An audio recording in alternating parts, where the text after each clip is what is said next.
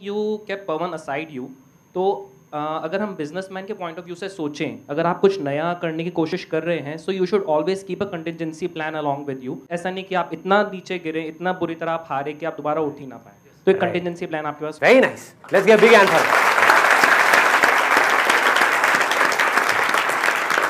What that means is के strive for the best but be prepared for the worst. अपनी तरफ से strive करो अच्छे से अच्छा करने का, लेकिन अगर कुछ बुरे से बुरा भी हो जाए तो उसके लिए तैयारी रखो। कुछ ना कुछ अपना हल्का सा ऐसा बैकअप प्लान होना चाहिए उस काम से रिलेटेड। अब यहां पे ये भी समझना जरूरी है, ऐसा नहीं कि हम कोई और दूसरा ही काम रखें। अगर मैं यहां पर एक चॉइस रख देता कि मैं ये करूं या वो करूं तो मैं कंफ्यूज हो जाता।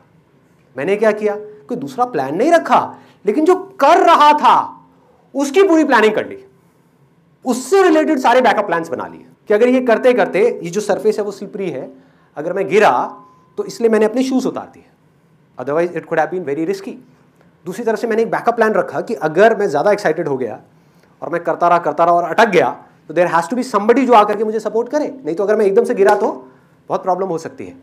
इसके लिए हम कैसे कंटिजेंसी के बारे में सोचते हैं कि मैं बिजनेस तो कर रहा हूं, बिजनेस नहीं चला तो क्या करूंगा, जॉब कर लूंगा। समझ रहे हो, इसमें एक बहुत बड़ा ट्रैप है। बिकॉज जैसे ही आप बिजनेस करोगे हर रोज आपको 1000 प्रॉब्लम्स आएंगी, बार बार आपका ध्यान कहां जाएगा, जॉब की तरफ। लेकिन जो मैं बिजनेस कर रहा हूं इससे रिलेटेड बैकअप प्लान बनाने हैं कि अगर टायर पंचर हुआ तो एक स्टेपनी पड़ी हुई है, अगर कुछ चीज खराब होगी तो टूल किट भी पड़ी हुई है। लेकिन इसका मतलब ये नहीं कि आप साथ में एक और व्हीकल लेकर के चल रहे हो, कि चल रहे हो एक गाड़ी में और साथ साथ एक गाड़ी और चल रही है, कि अगर इस गाड़ी में मजा नहीं आया तो उधर बैठ जाऊंगा, फिर उधर मजा नहीं आया फिर इधर आ गया, फिर उधर चला गया, फिर इधर आ गया। घूमते रहेंगे, ना यहां के रहेंगे ना वहां के रहेंगे।